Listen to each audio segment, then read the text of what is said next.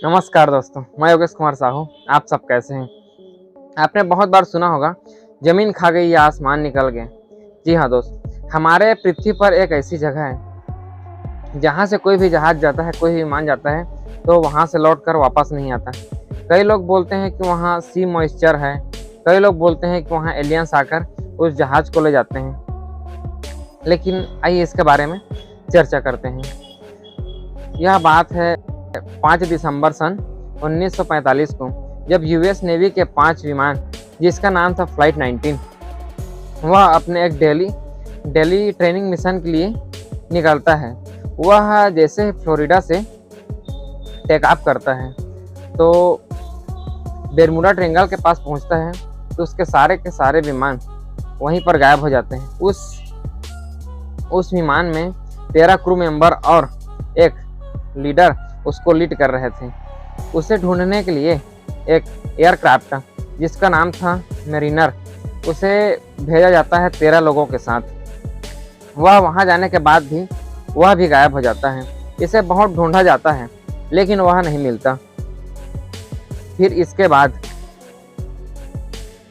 बाद यह कहानी, एक बार जब क्रिस्टोफर कोलंबस नए दुनिया की खोज के लिए निकले थे तो वह कहीं भी जाते थे तो अपनी डायरी में लिखते थे। जब वह बेरमुडा ट्रायंगल के पास पहुंचे तो उनका कैंपस अचानक से खराब हो गया और वह अपने रडार से भटक गया। फिर वह बाहर निकल कर देखता है तो आकाश से एक आग का गोला समुद्र की तरफ गिर रहा है। यही से होती है इस मिस्ट्री की कहानी। अरगोसी में छापा था, जिसका टाइटल था द डेडली बेरमुडा ट्रायंगल। इसमें अभी तक लगभग 100 से भी ज़्यादा मूवी बन चुकी है, बहुत सारी किताबें लिखी जा चुकी है, इसमें बहुत सारे डॉक्यूमेंट्री बन चुकी है, इसमें बहुत सारे गाने बन चुके हैं। जब 1872 में एक जहाज़ इटली से न्यूयॉर्क की ओर जा रहा था तो वह बेरमुडा ट्रायंगल के पास पहुंचा।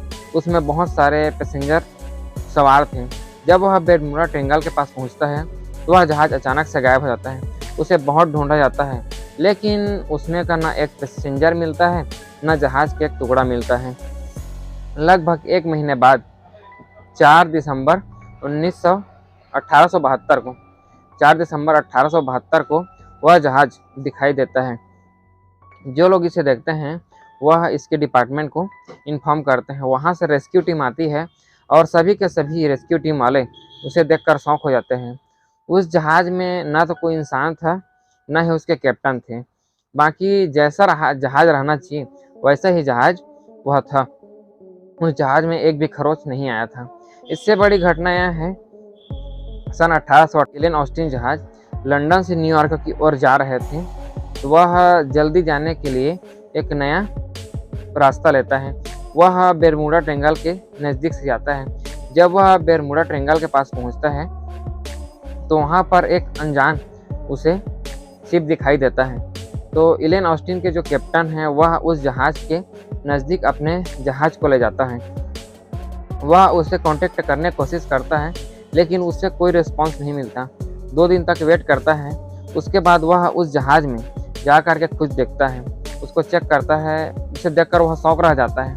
इस जहाज़ में ना तो कोई पैसेंजर था, ना तो कोई कैप्टन था और जहाज़ में ना कोई खरोच था। फिर एलन ऑस्टिन के जो कैप्टन हैं वह डिसाइड करते हैं कि इस जहाज़ को हम न्यूयॉर्क को लेकर चलते हैं। फिर उसने कुछ क्रू मेंबर को उसमें लगा दिया। फिर वह जहाज़ न्यूयॉर्क की ओर जाने लगा। कुछ देर चलने के बाद वहाँ एक भयानक तूफान आता है और वह जहाज़ समुद्र में डूब जाता है। फिर कुछ देर बाद जब तूफान शांत होता है तो वह जहाज़ फिर से दिखाई देने लगते हैं। तो फिर कैप्टन एलन ऑस्टिन के जो कैप्टन हैं वह उस जहाज़ के नज़दीक जाता है। फिर उसमें देखता है तो वह शौक हो जाता है। इसमें जितने भी क्रू मेंबर थे सब के सब गायब हो जाते हैं। फिर उसके बाद एक बार फिर वह निर्णय लेते हैं कि एक बार कुछ क्रू मेंबर को भेज करके उसको फिर से न्यूयॉर्क की ओर ले चलते हैं।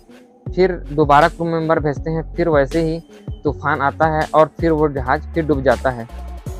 इसके बाद जो एलन ऑस्टिन के कैप्टन हैं वह उस जहाज़ को छोड़ देता है और सीधा न्यूयॉर्क की ओर चला जाता है। यह कहानी अपने मालिक को सुनाता है। मालिक भी दंग रह जाता है। वह अपने इस जहाज को, एलेन ऑस्टिन जहाज को, एक जर्मन कंपनी को बेच देता है, जिसे बाद में उसका नाम बदल करके मेटा रख दिया जाता है। यह कहानी पूरे विश्व में फैल जाती है, चर्चित हो जाती है। सबसे ज़्यादा इसमें कहानी बनी है, इसमें डॉक्यूमेंट्री बनी है और सबसे ज़्यादा फिल्म बर्मुडा ट्रायंगल पर बनी है। दुनिया की इकलौते ऐसे इंसान हैं ब्रूस ग्रेनान, जो बर्मुडा ट्रायंगल से जिंदा वापस लौटे थे। उसका डेली रूटीन था कि वह फ्लोरिडा से बहामा तक का सफ़र करते थे। एक दिन वह बर्मुडा ट्रायंगल के ऊपर से 10,000 फीट ऊपर से ट्रेवल कर रहे थे, तो मौसम साफ था। जब वह बर्मुडा ट्रायंगल के पास पहुंचे तो मौसम इतना अचानक से इतना ख़राब हो गया कि उसे कुछ दिखाई तक नहीं दे रहा था। उसके इंस्ट्रूमेंट काम करना बंद कर दिए थे, उसके इलेक्ट्रॉनिक डिवाइस काम करना बंद कर दिए थे, उसके जो कंपास थे वह काम करना बंद कर दिए थे। वहाँ तक सूर्य की एक रोशनी तक नहीं पहुँच पा रही थी। फिर भी वह अपने जहाज़ को उड़ाते रहे और कुछ समय चलने के बाद वह मौसम साफ हो जाता है और अपने प्लेन को टेक अप कर नीचे उतारता है। फिर उसके बाद वह अपने जो विभाग है उसको सूचना देता है। वहाँ के लोग आते हैं और उसे देखकर शौक हो जाते हैं, क्योंकि उसका जो टाइमिंग था वह 1.5 घंटे का था, किंतु वह अपने पूरे टाइम को 45 मिनट में ही कवर कर लिया और जितना फ्यूल उसमें लगना था उतना ही फ्यूल लगा था। यह थी ब्रूस ग्रेनान की कहानी। अब अभी के डेट में इसकी कहानी से राज उड़ गया है। आइए इसके बारे में जानते हैं।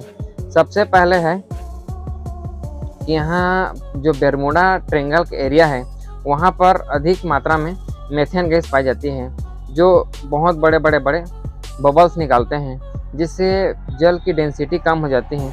किसी भी जहाज को पानी की डेंसिटी के हिसाब से बनाया जाता है। डेंसिटी अगर कम हो जाती है तो वह जहाज डूब जाता है। उसमें कोई व्यक्ति भी तैरता है तो वह भी उसमें डूब जाता है।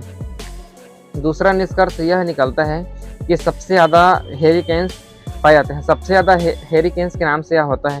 हेरिकेन सबसे ज़्यादा चाइना और यूएसए, तीसरा नंबर पे क्यूबा, तो इन जगहों पर सबसे ज़्यादा पाया जाता है। यूएसए का ऐसा जगह फ्लोरिडा जहाँ पर सबसे ज़्यादा अधिक हेरिकेन्स पाए जाते हैं। हेरिकेन्स इतना ज़्यादा होने के कारण वहाँ से कोई भी शिप पार नहीं कर पाता और वहाँ पर डूब जाता है। तीसरा यह है कि सेलो एरिया में समुद्र तल से मिट्टी अधिक उभर कर ऊपर आती है, जिसमें पानी का लेवल कम हो जाता है और वहाँ पर यदि कोई भी जहाज जाता है तो वहाँ से निकल नहीं पाता। उसकी पंखी काम करना बंद कर देती हैं, वहाँ पर उसका फ्यूल ख़त्म हो जाता है और वह वहाँ पर डूब जाता है। और चौथा यह है कि यूनिवर्सिटी ऑफ कोलोराडो की जो टीम है उसने सैटेलाइट के द्वारा एक फ़ोटो खींचा था, जिसमें एक बहुत बड़ा बादल हेक्सागोनल क्लाउड दिखाई दिया। ये हेक्सागोनल क्लाउड इतना बड़ा है कि इसमें एक छोटा सा जिला आ जाता है। छोटा जिला इसमें आ जाता है। यदि इस हेक्सागोनल क्लाउड के अंदर कोई भी जहाज़ प्रवेश करता है, सही दिशा में प्रवेश करता है, तो वह उसकी जहाज़ की गति को बढ़ा देता है। और यदि हेक्सागोनल क्लाउड के अंदर कोई भी जहाज़ विपरीत दिशा में जाता है तो वह उस जहाज़ को तोड़ भी सकता है, इतनी शक्ति रहती है। यह बर्मुडा एंगल लगभग 5 लाख स्क्वायर मील से भी बड़ा है। तो दोस्तों, अगर वीडियो इन्फॉर्मेटिव लगा हो तो वीडियो को लाइक और चैनल को सब्सक्राइब जरूर करें। नमस्कार।